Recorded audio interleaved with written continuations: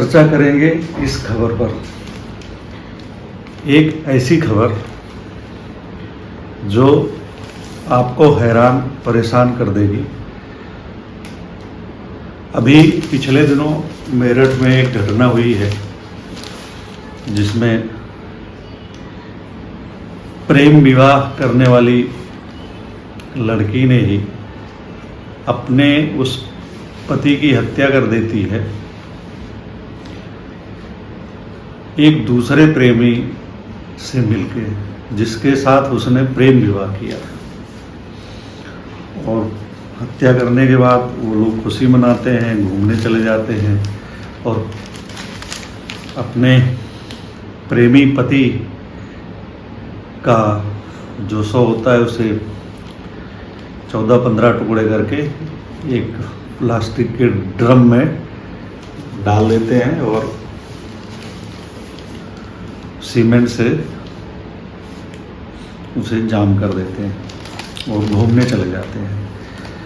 तो ये एक नृशंस हत्या और प्यार का ऐसा एक रूप लोगों के सामने आया। अभी कुछ दिन का ही है ये बात हुई है।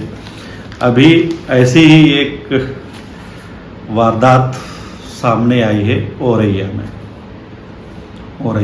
उत्तर प्रदेश के औरैया जिले में। हुआ यह कि एक युवती की शादी होती है और शादी के 15 दिन बाद ही वह अपने पति की हत्या करा देती है अपने प्रेमी से मिलकर, और सुपारी देती है किसी हत्यारे को, प्रोफेशनल बदमाश को, और पैसा भी वह खर्च करती है जो उसे मुंह दिखाई में पैसे मिले होते हैं, उन सबको जोड़ घाट के 1 लाख रुपया शूटर को देती है, बदमाश को, और 1 लाख वारदात के बाद देना होता है। और ये सब कुछ मामला तय करके ये वारदात कर दी जाती है। इसके पीछे उस युवती का इरादा पहले से ही खराब होता है। दरअसल वह अपने गांव के ही एक लड़के से पहले से प्रेम कर रही होती है, लेकिन उसके माता पिता किसी और लड़के के साथ उसकी शादी तय कर देते हैं। पहले तो वो इनकार करती है, लेकिन जब उसे ये पता चलता है कि जिस लड़के से शादी तय हो रही है वो काफ़ी मतलब ठीक ठाक पैसे वाला है, उसके पिता का काफ़ी अच्छा कारोबार वगैरह है, तो फिर वो तैयार हो जाती है और उसके दिमाग में एक साजिश, षड्यंत्र जो है उसी समय उपज जाता है और उसी को अंजाम देने के लिए वो इस लड़के से शादी के लिए तैयार हो जाती है। अंजाम वो साजिश यह होती है, उसने सोचा कि इस लड़के के साथ शादी करके बाद में वह इसकी हत्या कर देगी और इसकी विधवा बनके उसकी सारी संपत्ति को हड़प लेगी। उसके बाद प्रेमी के साथ वो अपना जीवन व्यतीत करेगी। प्रेमी के साथ इसलिए कि उसका प्रेमी कुछ नहीं करता, बेरोजगार है, लेकिन वो उससे बहुत प्रेम करती है और बताते हैं कि कई बार 1-2 बार भाग चुकी है उसके साथ, लेकिन जो है घर वालों के विरोध वगैरह के बाद उसकी वो शादी हो नहीं पाती है। तो वो इस ख्वाब को लेकर जो है वो शादी कर लेती है और उसकी शादी 5 मार्च को मैनपुर निवासी दिलीप कुमार से होती है। दिलीप कुमार की उम्र 24 साल है। ये औरैया के, और वो जो लड़की है औरैया के फहूद की रहने वाली है, उसका नाम प्रगति बताया जा रहा है। इनकी शादी के 15 दिन हुए थे 19 मार्च को, जब इनने जो है शूटर से उसको गोली मरवा दी। और इस मामले की पुलिस जांच कर रही थी तो पता चला कि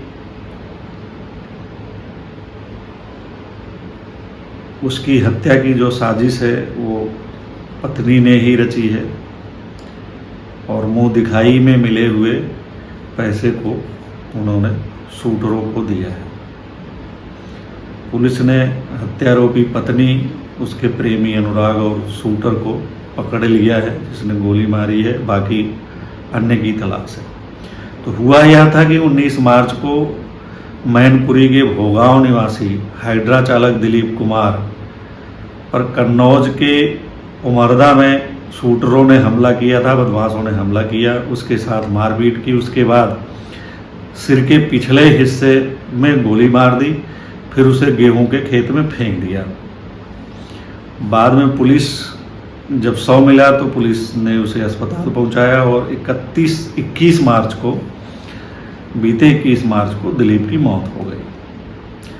इस मामले की पुलिस जांच कर रही थी, सीसीटीवी फुटेज वगैरह खंगाल रही थी। इसी दौरान पुलिस को सुपारी के रुपयों के लेन देन की बात का पता चलता है।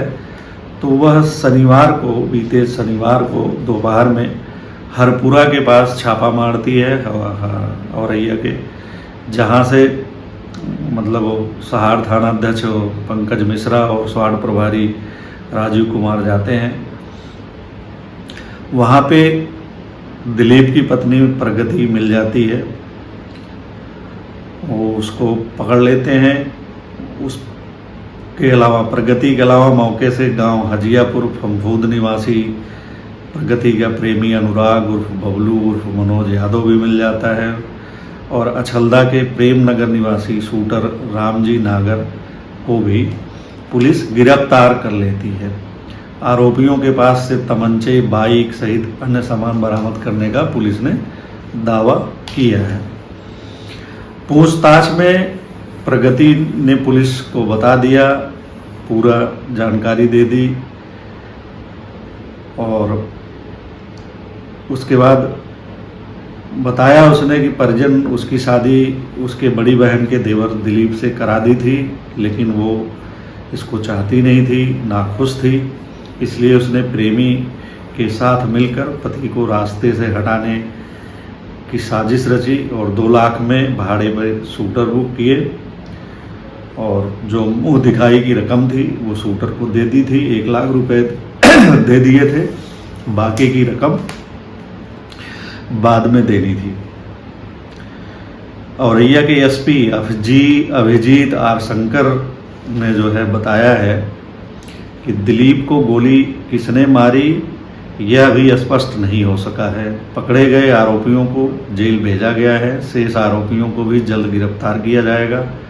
इसमें लव एंगल सामने आया है। पत्नी शादी से नाखुश थी, प्रेमी से दूरी होने पर उसने ही हत्या की साजिश रची थी और आरोपियों ने साजिश की बात को पूछताछ में कबूल कर लिया है। और ये खबर अमर उजाला में छपी हुई है, अन्य अखबारों में और बाकी सारे मीडिया वगैरह में छपी होगी, लेकिन इसकी साइड स्टोरी भी अमर उजाला में है। औरैया के संवाददाता ऋतिक मिश्रा ने जो है लिखा है कि पति की संपत्ति के जरिए बेरोजगार प्रेमी के साथ जीवन बिताने का ख्वाब पाला था उसको ये था कि विधवा होने पर जो उसके पति की संपत्ति है उस पे वो उसके नाम हो जाएगी और उसी के दम पे वो प्रेमी के साथ जो है अपना जीवन यापन करेगी।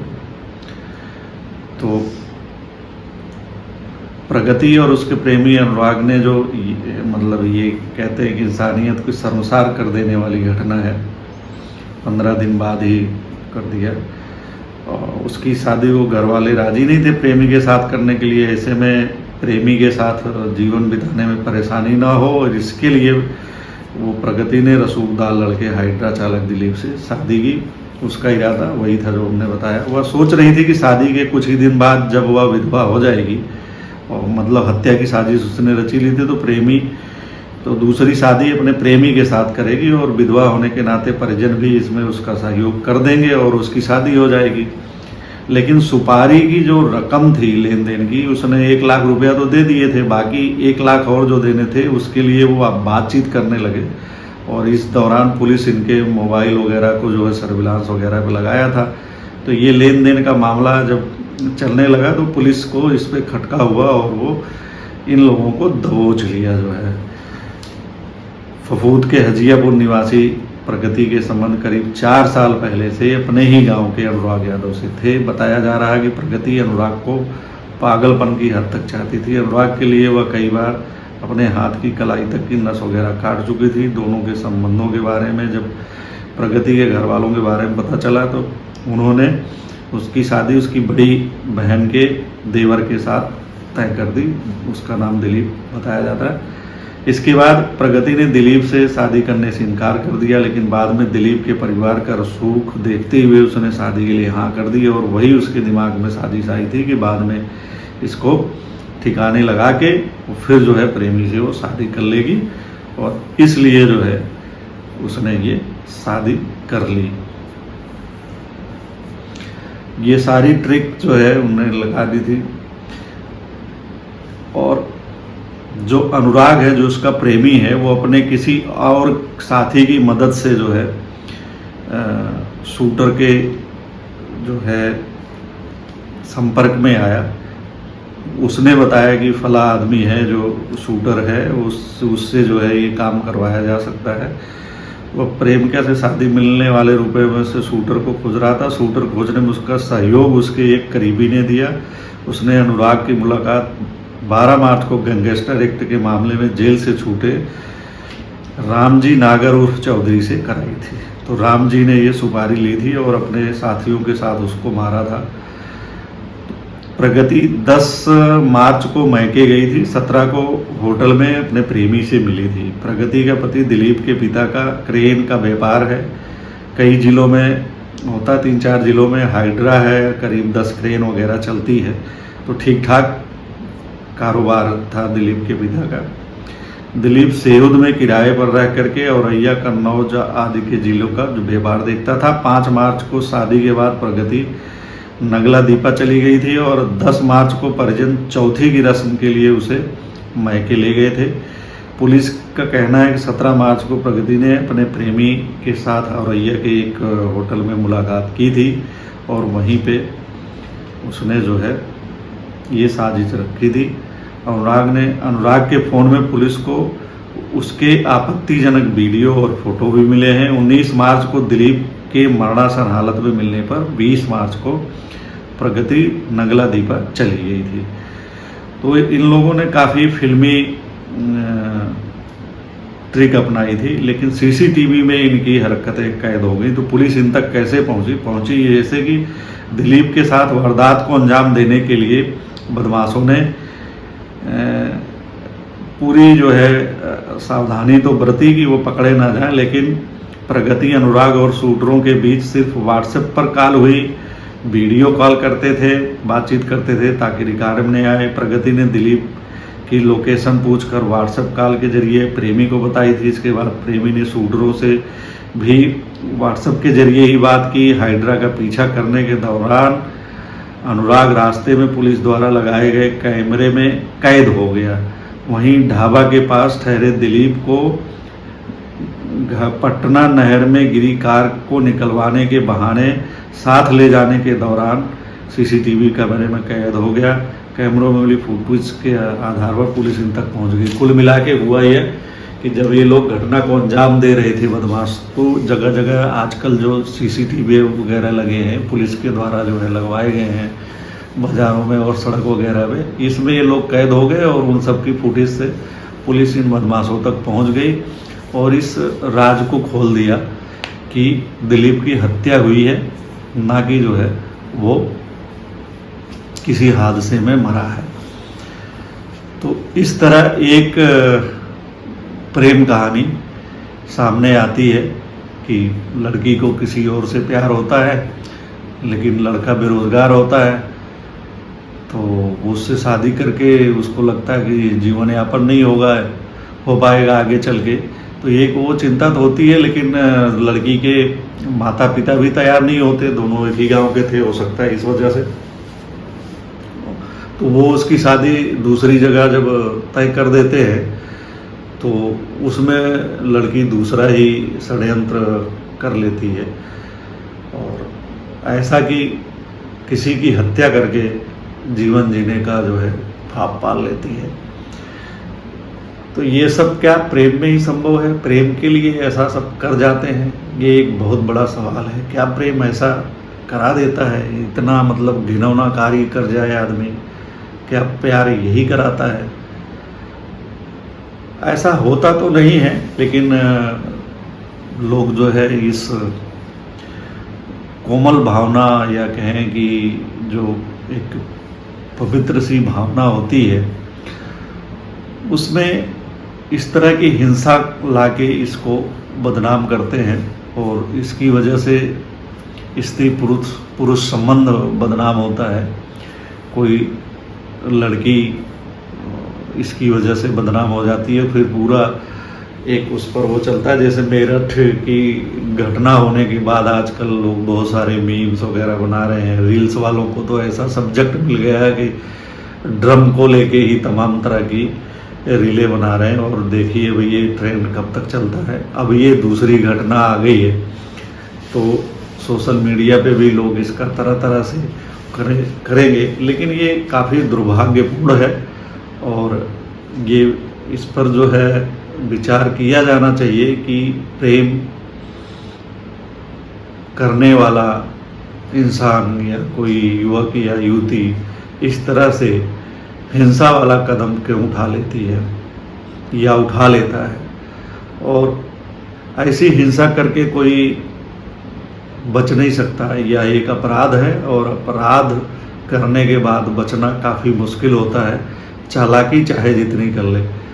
तो इस चीज़ को सातिर से सातिर लोगों को शायद पता होता है या नहीं पता होता है, या उसको जो है अनदेखी करते हैं, लेकिन पता ज़रूर होना चाहिए कि आप अपराध करेंगे तो बच नहीं पाएंगे। और किसी से प्यार करना अच्छी बात है, लेकिन उस प्यार को पाने के लिए किसी की हत्या कर देना ये कोई अच्छी बात नहीं है। और ये भी अच्छा नहीं होता है कि लोग किसी से प्यार करते हैं, प्रेम करते हैं, और उसे पाने के लिए अपनी खुद की भी जान दे देते हैं, या एक दूसरे के साथ खुदकुशी कर लेते हैं, जान दे देते हैं। ये भी एक गलत कदम है, ऐसा नहीं करना चाहिए। प्यार करने का मतलब पाना ही नहीं होता है। यदि आप किसी को प्यार करते हैं तो उस भावना को महसूस करना चाहिए, और हिंसा की ओर या जान देने की ओर या जान लेने की ओर कदम नहीं बढ़ाना चाहिए।